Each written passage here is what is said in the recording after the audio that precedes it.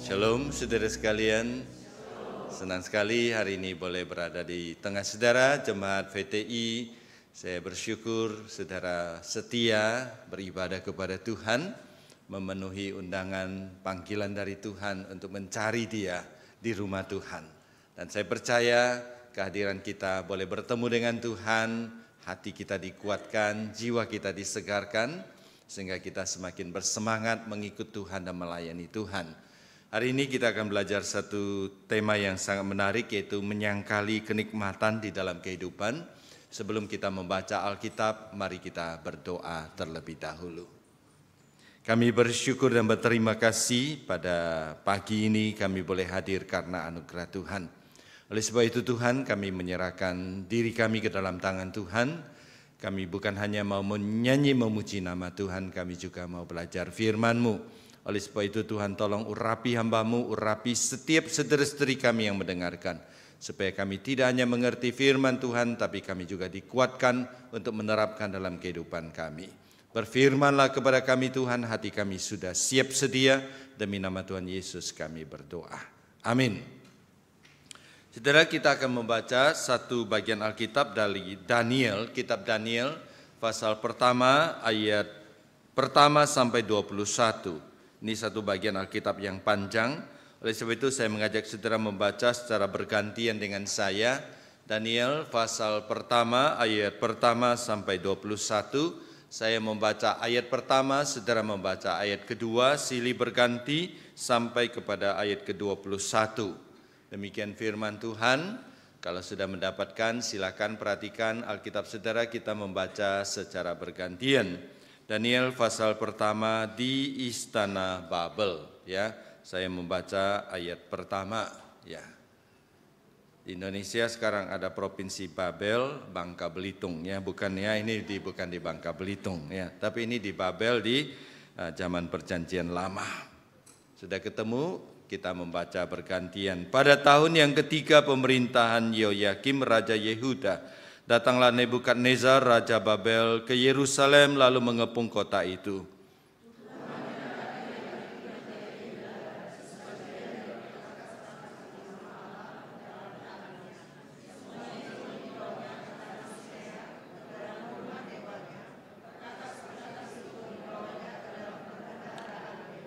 Lalu Raja bertitah kepada Aspenas, kepala istananya, untuk membawa beberapa orang Israel yang berasal dari keturunan raja dan dari kaum bangsawan.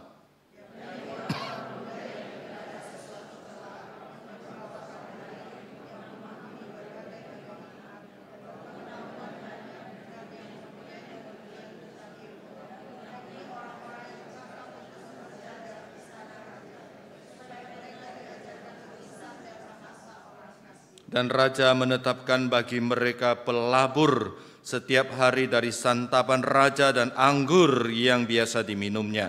Mereka harus dididik selama 3 tahun dan sesudah itu mereka harus bekerja pada Raja.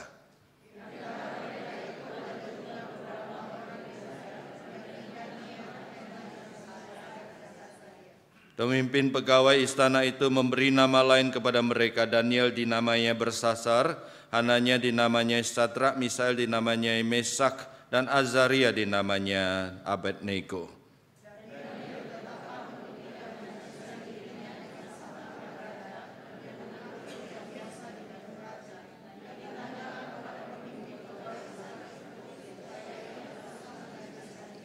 Maka Allah mengaruniakan kepada Daniel kasih dan sayang dari pemimpin pegawai istana itu.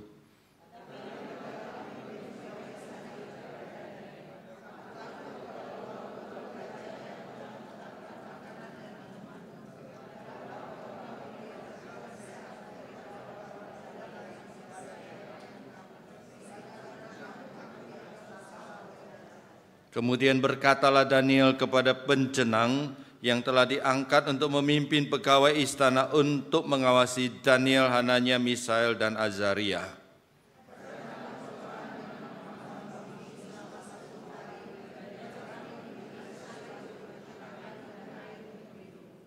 Sesudah itu bandingkanlah perawakan kami dengan perawakan orang-orang muda yang makan dari santapan raja. Kemudian perlakukanlah hamba-hambamu ini sesuai dengan pendapatmu.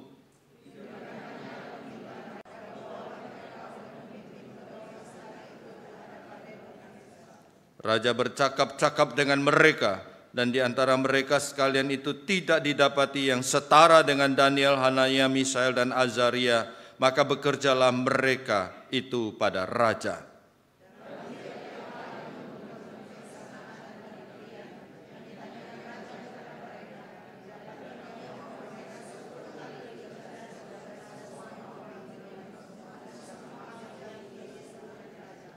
Daniel ada di istana sampai tahun pertama pemerintahan Koresh. Sampai di sini kita membaca Alkitab. Saudara sekalian, saya mulai khotbah ini dengan 2 pertanyaan kuis. Ya. Yang bisa jawab tidak dapat hadiah. Minta saja sama Tuhan. Nah, pertanyaan pertama gampang. Siapa nama orang yang dibuang ke dalam gua singa? Siapa namanya? Daniel. Ya, semua bisa jawab. Pertanyaan kedua ini sulit, saudara sekalian ya. Pertanyaan ini sulit. Waktu Daniel dibuang ke tanah Babel, berapa kira-kira umur Daniel? Ada yang kira-kira 15 sampai 20 tahun? Jawab di hati saja ya, supaya salah tidak ketahuan. Atau 21 sampai 30 tahun, 30 sampai 40 tahun. Nah, saudara sekalian, Alkitab tidak memberitahukan kepada kita Daniel dan kawan-kawan waktu ditawan ke negeri Babel umurnya berapa. Tapi kalau kita baca kitab Daniel dari pasal pertama sampai kepada pasal terakhir, rentang waktunya adalah 70 tahun. Jadi pasal pertama sampai pasal terakhir itu 70 tahun. Alkitab juga tidak memberitahukan kepada kita Daniel meninggal umur berapa. Jadi kalau Daniel meninggal umurnya 90 tahun, maka waktu Daniel dibawa ke negeri Babel umurnya 20 tahun. Kalau Daniel dibawa meninggal umur 85 tahun, maka 85 kurang 70 tahun, kemungkinan besar Daniel adalah 15 tahun. Ya. Kecil kemungkinan Daniel berumur 150 tahun. Ya, kalau berumur 150 tahun maka dia dibawa ke negeri Babel umur 80 tahun. Tidak, saudara sekalian, karena Alkitab mengatakan yang dicari oleh Raja Nebukadnezar adalah anak muda. Jadi kemungkinan besar jawabannya adalah A.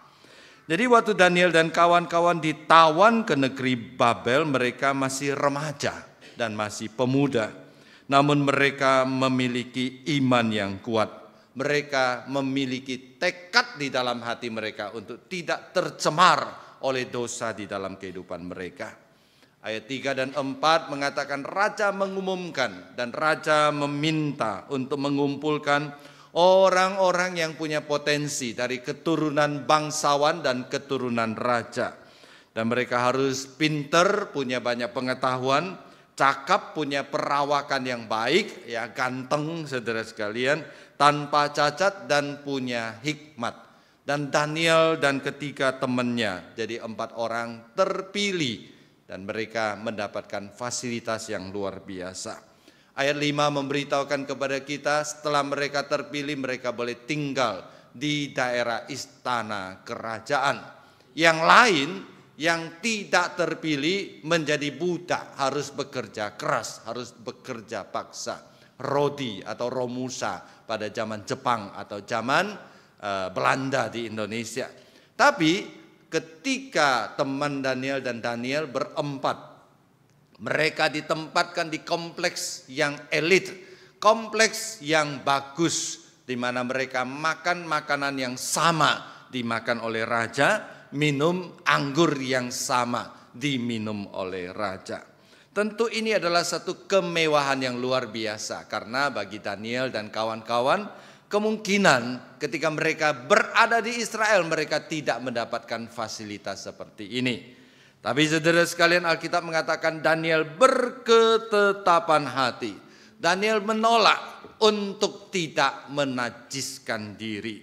Mengapa saudara sekalian? Karena ada 2 kemungkinan.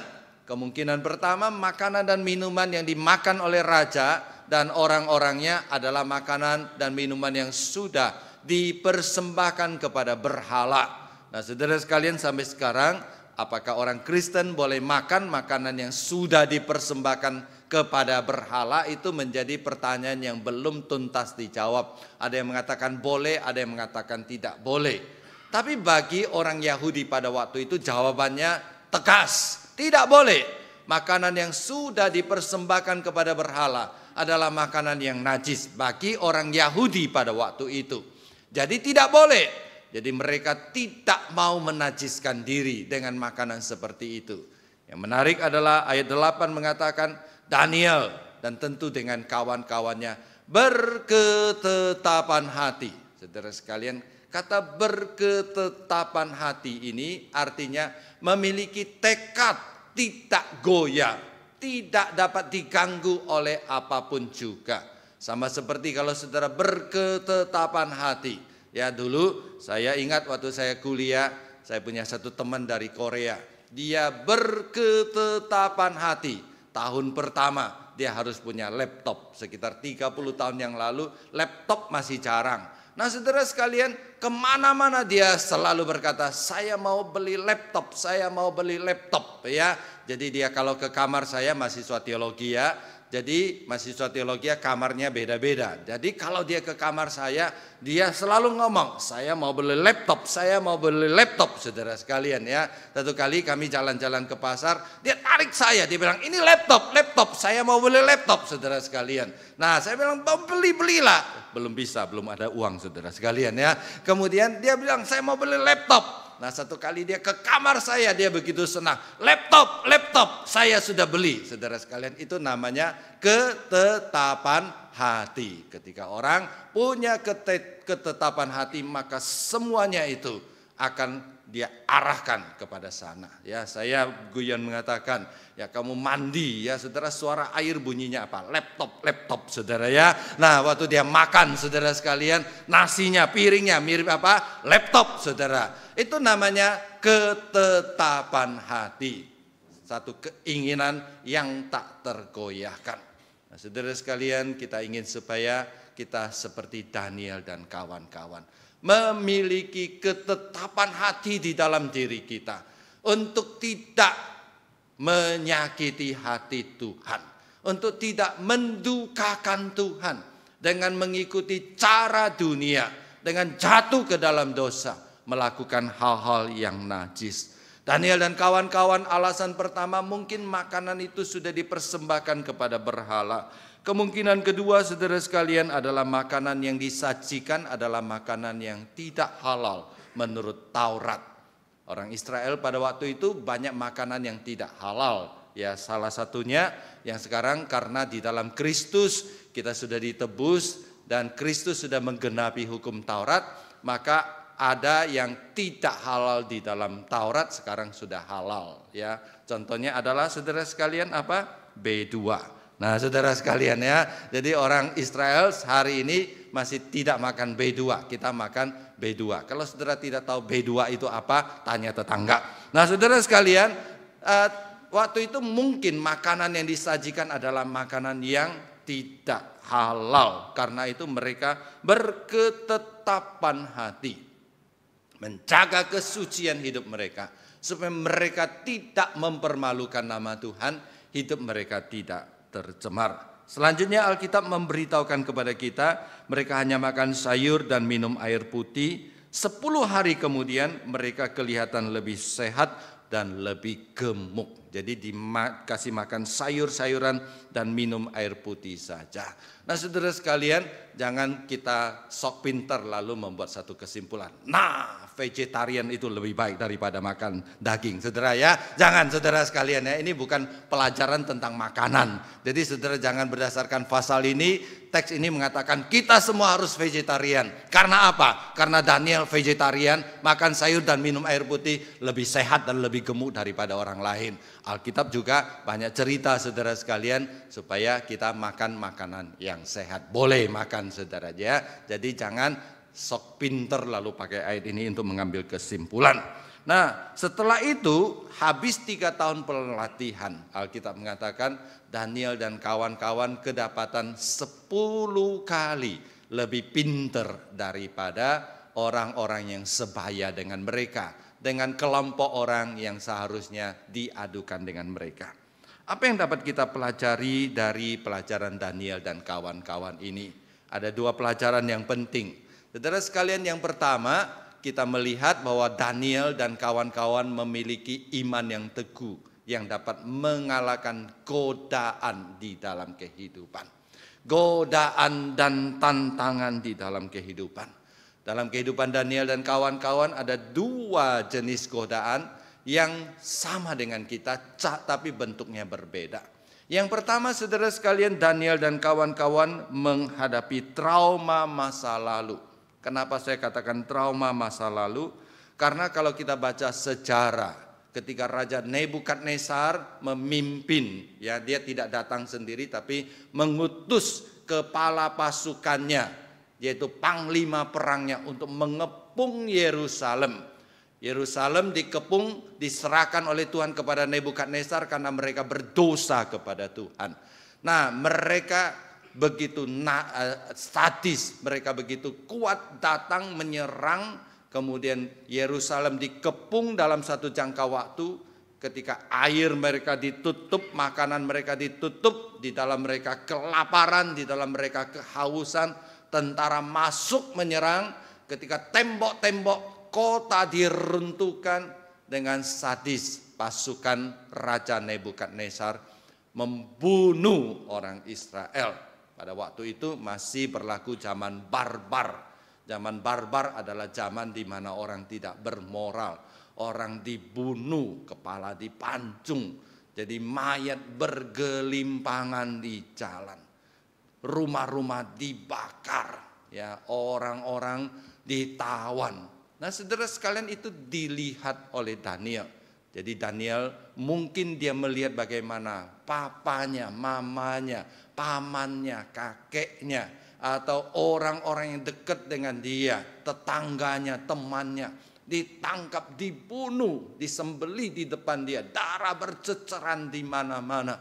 Kemudian rumahnya dibakar, kota Yerusalem, bait suci yang begitu agung dan mulia dibakar. Saudara sekalian, melihat semua itu, pasti ada luka, ada trauma di dalam hati Daniel. Ya, dalam sejarah atau dalam kehidupan kita melihat ada namanya luka psikologis. Ya, kalau luka fisik gampang disembuhkan. Luka hati, luka psikologis itu susah disembuhkan. Ada orang, ya, dari kecil dia disiksa oleh ayahnya. Atau dari kecil dia melihat bagaimana ayahnya melakukan KDRT, memperlakukan mamanya dengan tidak baik. Maka ada luka di dalam hatinya, ada trauma, ada satu perasaan yang tidak senang di dalam hatinya. Nah, saudara sekalian, Daniel dan kawan-kawan mengalami semua itu.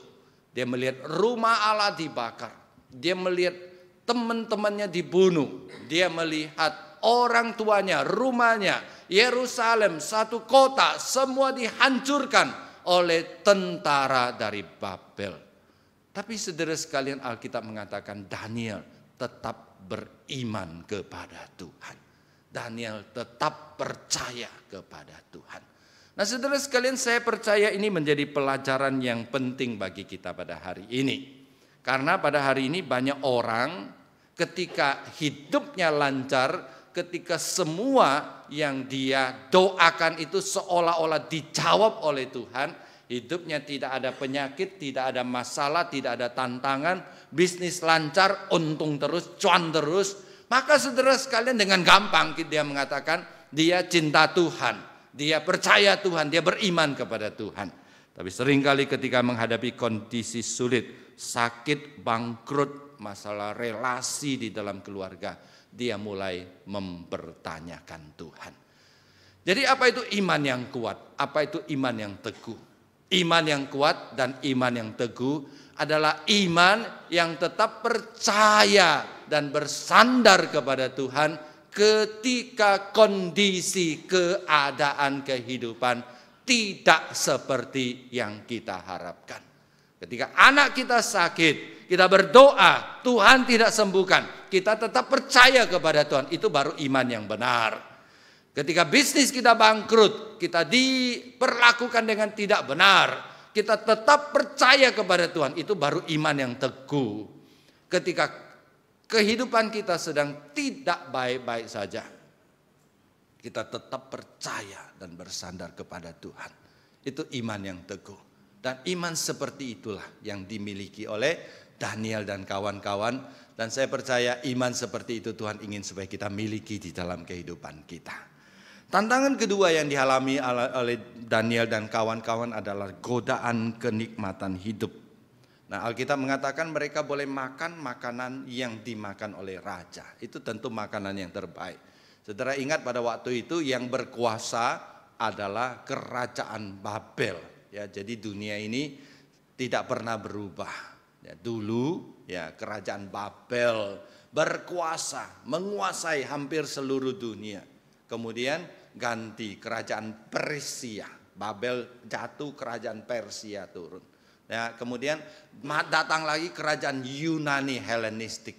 Setelah Yunani kerajaan apa? Romawi. Jadi banyak sekali negara-negara ya besar yang menguasai dunia. Setelah itu masuk ke dalam pertengahan, abad pertengahan tidak ada negara yang terlalu kuat. Mungkin Inggris kuat. Sekarang yang kuat di seluruh dunia siapa saudara sekalian? Big brother-nya dunia itu siapa? Amerika, ya. Big sister-nya China, saudara sekalian ya. Coba kalau Big Brother menikah sama Big Sister, saudara sekalian. Jadi dunia lebih tenang. China dan Amerika, dua kekuatan yang besar yang menguasai, menjajah dunia. Saudara sekarang kalau Amerika menjajah dunia dengan apa? Dengan senjatanya, politiknya. China menjajah dunia dengan apa? Dengan produknya, apa-apa made in China, saudara sekalian ya. Coba lihat ya di dalam hidup kita, apa-apa made in China. Itu kekuatan besar. Pada waktu itu yang berkuasa adalah kerajaan Babel, raja yang besar, di mana segala makanannya pasti mewah. Dan saya percaya pada waktu itu tidak hanya makanan dan minuman,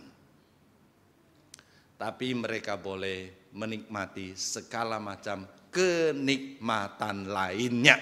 Kenikmatan lain itu apa? Mungkin kenikmatan pada waktu itu manusia ya tidak lari dari keinginan mulut, keinginan perut, keinginan mata, dan keinginan seksualitas. Jadi dia punya kesempatan untuk melampiaskan kehidupan kenikmatan dosa.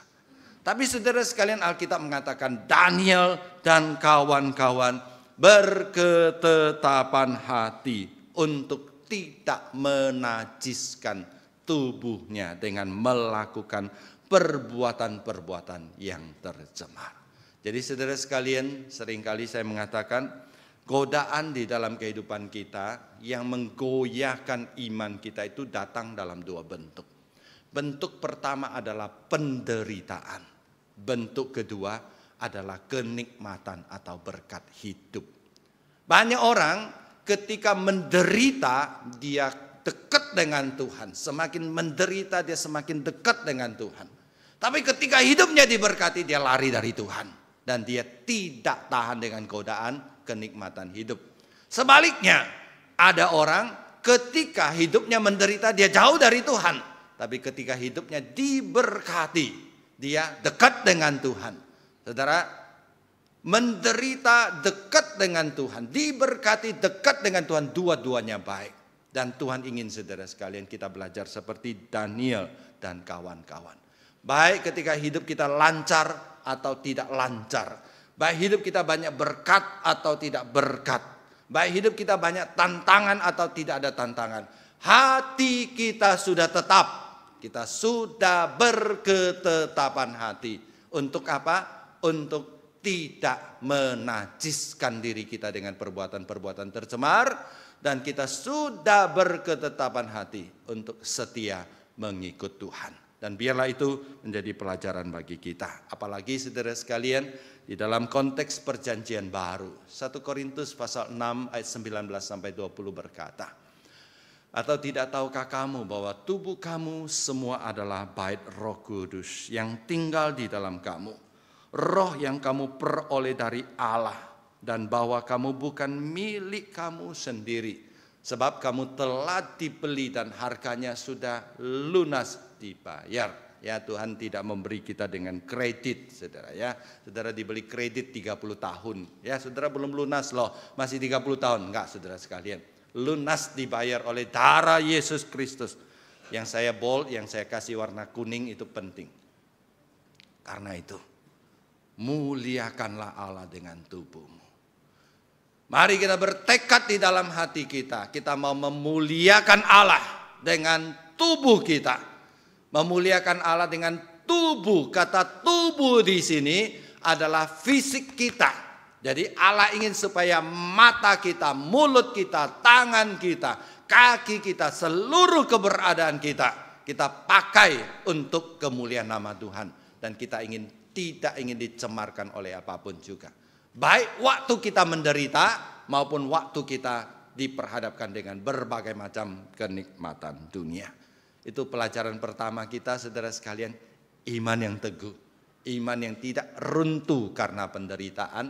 Iman yang tidak goyah karena kenikmatan.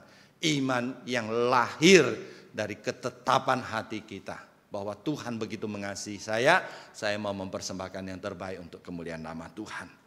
Yang kedua, saudara sekalian, yang kita pelajari dari teks kita pada hari ini, ya saya ambil tentang bagaimana peran keluarga di dalam mendidik dan membesarkan anak. Meskipun Daniel masih muda, Daniel dan kawan-kawan memiliki iman yang teguh. Mengapa Daniel dan kawan-kawan memiliki iman yang teguh? Jawabannya adalah karena mereka dididik dalam keluarga yang memiliki iman yang teguh. Saudara, bangsa Yahudi adalah bangsa yang paling kuat ya, dengan budaya untuk menurunkan iman mereka kepada anak cucu mereka. Jadi penelitian membuktikan bahwa orang yang paling tidak gampang goyah imannya itu salah satunya adalah bangsa Yahudi. Karena siang dan malam keluarga mereka itu selalu mendidik mereka, anak-anak mereka dengan pengajaran rohani, dengan pengajaran agama yang ketat. Jadi di keluarga selalu diceritakan, ingat kita ini bangsa Yahudi, kita ini umat pilihan. Jangan menajiskan diri kita dengan perbuatan-perbuatan tercemar. Ingat, kita ini umat pilihan, kita ini bangsa Yahudi. Nah, saudara sekalian, saya mau bertanya, apakah kita punya kebiasaan ini di dalam keluarga kita? Pernah tidak saudara berkata kepada anak, ingat kita ini orang Kristen, kita ini anak Tuhan, kita ini pengikut Kristus. Kita tidak boleh seperti orang yang tidak percaya kepada Yesus Kristus, tidak boleh mencemarkan diri kepada hal-hal yang tidak benar. Saudara sekalian, ini menjadi pelajaran bagi kita. Hari ini saudara sekalian, saya sedih melihat banyak keluarga melalaikan tugas mereka untuk mewariskan, untuk menceritakan iman kepada keturunan kita. Seorang pernah berkata kepada saya demikian dan saya merasa ada benarnya. Dia mengatakan orang dulu menyembah berhala dengan menyembah nenek moyang. Betul ya? Orang dulu menyembah berhala dengan menyembah nenek moyang. Anak muda sekarang sudah jarang menyembah nenek moyang. Ya, tidak lagi. Tapi anak muda sekarang, keluarga-keluarga muda sekarang menyembah keturunan mereka. Ya, bahasa Inggrisnya itu kalau menyembah nenek moyang itu ancestor worship. Kalau menyembah keturunan itu descendant worship. Apa artinya? Saudara sekalian, ya saya lihat sini banyak keluarga muda. Banyak keluarga muda kalau punya anak, anak itu sudah jadi berhala di dalam keluarga. Betapa banyak keluarga tidak beribadah kepada Tuhan. Alasannya cuma satu, anak saya masih tidur, belum bangun. Itu jam tidur anak saya. Dalam hati saya berpikir, bangunkan anak, mana lebih penting?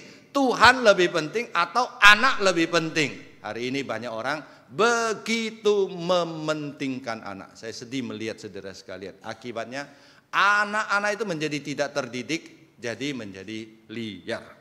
Hari ini banyak orang sangat memperhatikan kebutuhan anak-anak. Itu tidak salah. Beri susu terbaik, makanan terbaik, pendidikan terbaik. Kalau perlu les kursus terbaik. Ya, saya percaya jemaat di VTI juga demikian ya. Kalau punya cucu, wah les terbaik. Ya kasih sekolah terbaik, makanan terbaik. Tidak salah saudara sekalian. Banyak orang tua panik kalau anak tidak bisa baca tulis. Wah, anak tidak bisa bahasa Inggris. Wah saudara sekalian ya. Nah anak dilesin, anak tidak bisa berhitung, anak tidak bisa musik. Kalau tidak bisa itu panik saudara sekalian. Tapi tidak ada yang peduli. Kalau anaknya sudah umur 10 tahun belum bisa berdoa saudara sekalian. Nggak peduli saudara sekalian. Anak udah 10 tahun tidak baca Alkitab juga tidak peduli saudara. Nah saudara sekalian, ini adalah kegagalan kita.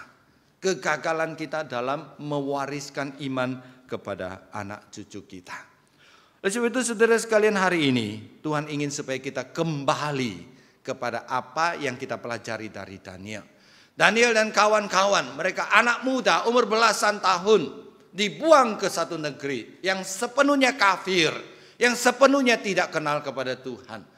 Dengan mental yang sudah jatuh karena melihat trauma bagaimana keluarga mereka, negara mereka dihancurkan oleh negeri yang begitu jahat. Dibawa ke satu negeri di mana mereka dilepaskan dari orang tua mereka dengan tetangga mereka.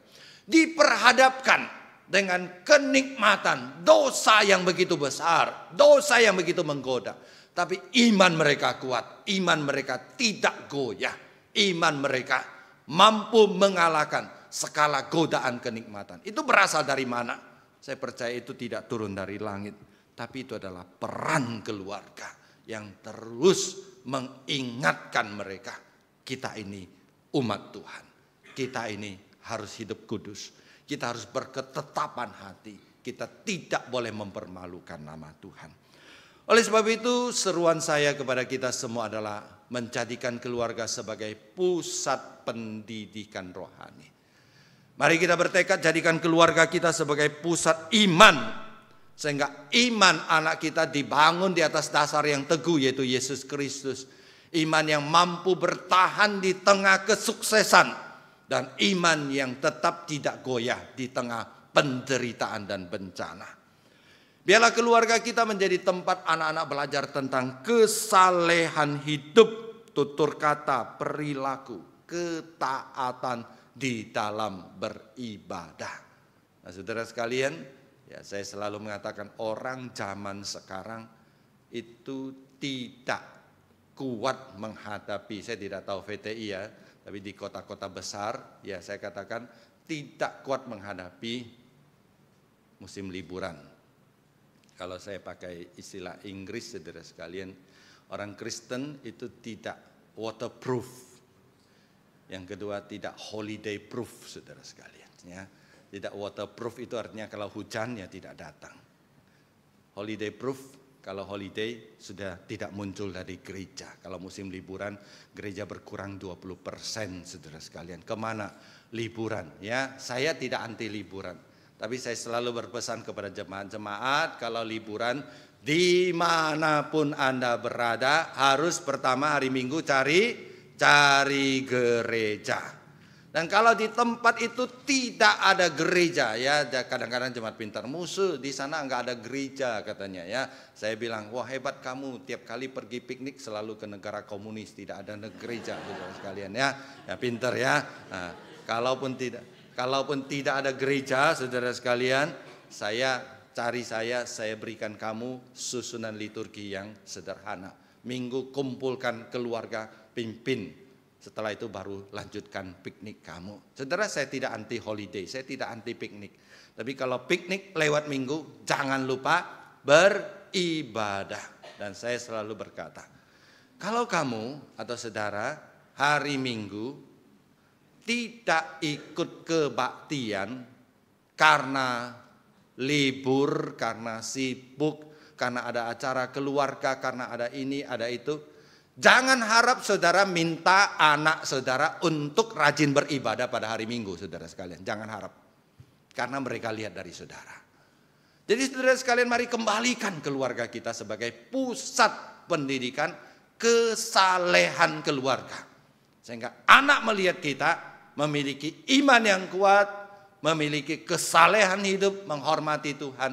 Dan yang lebih penting adalah keluarga tempat di mana anak kita menemukan keselamatan, bertemu dengan Tuhan Yesus. Dan semua itu belajar dari teladan kita yang benar. Saudara, kalau anggota keluarga kita dibekali dengan iman yang teguh, maka kemanapun mereka pergi, dalam segala macam kondisi kehidupan, mereka akan tetap bertahan. Karena apa, saudara sekalian? Karena ada tekad seperti Daniel di dalam hati. Ketetapan hati. Aku ini anak Tuhan. Aku milik Tuhan. Dan aku dalam segala keadaan tidak akan pernah menyangkali iman. Dan di bagian penutup, saudara sekalian, kita membaca sesuatu yang sangat indah. Kalau Daniel dan kawan-kawan dianggap berkorban, tidak makan menikmati segala kenikmatan, maka akhirnya Tuhan membalas mereka.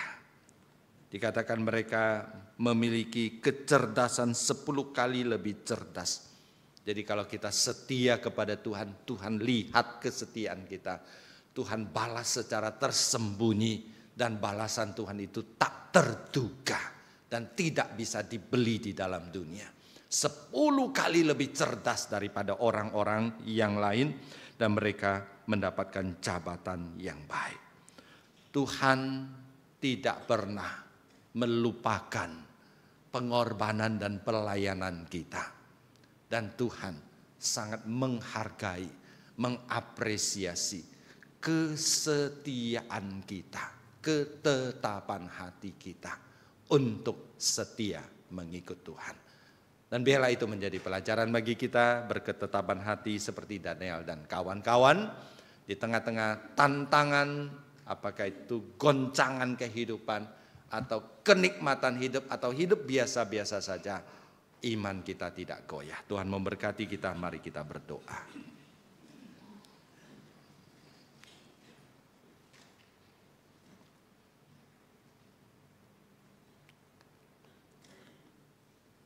Kiranya Tuhan menolong kami supaya teladan dari Daniel dan kawan-kawan menjadi pedoman kami.